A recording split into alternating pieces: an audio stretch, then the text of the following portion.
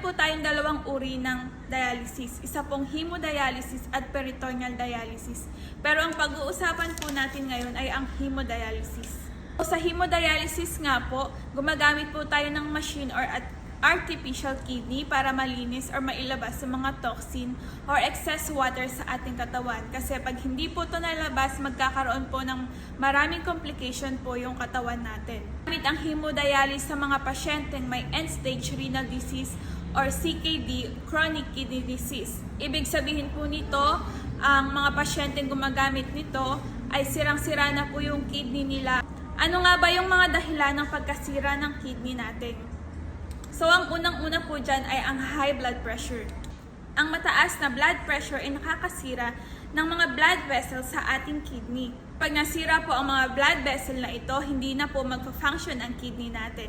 Mahihirapan na pong maglabas ang ating katawan ng mga chemical or toxin sa ating katawan. Hindi na rin po natin mailalabas ng maayos ang mga excess fluid. Pangalawa po ay ang diabetes. Kapag po mataas ang sugar natin sa ating dugo, nakakasira din po ito ng ating kidney. Kaya kapag na-diagnose po kayo ng high blood pressure or diabetes, siguraduhin nyo lang po na mag-follow up po kayo sa doktor. Control nyo po yung blood pressure nyo or yung mga sugar nyo para hindi na po mag-cause ng other complications like kidney failure. Ang pangatlo po ay ang polycystic kidney disease. Ito po ay isang namamanang sakit kung saan ang kidney mo ay merong mga cyst or bukol na pwedeng mag-umpisa sa maliit at pwedeng lumaki. Ang pang-apat po ay glomerulonephritis. Ang tawag po sa filter ng ating kidney is glomeruli. At kapag ito po ay namaga or nagka-infeksyon or nag-scarring, laki po ang chance na masira din po ang kidney. Ang lima po ang kidney stone at pang-anim naman po ay ang paulit-ulit na UTI. Ilan lamang po yan sa mga causes or dahilan kung bakit nasisira po ang kidney.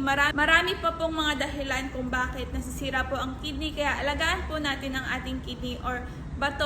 Dialysis or kidney transplant lang po talaga ang management ng mga pasyente na may ESRD or end-stage renal disease. Kaya alagaan po natin yung mga kidney natin. Mag-ingat po tayo sa mga kinakain po natin or tinitake nating mga gamot kasi hindi mo alam na sisira na pala yung kidney mo. Gaan po natin yung kidney natin kasi marami po tayong complications na mararamdaman kapag po once na nasira na po yung kidney natin. Kaya maraming salamat po sa panunood and see you po on my next vlog. Thank you, bye!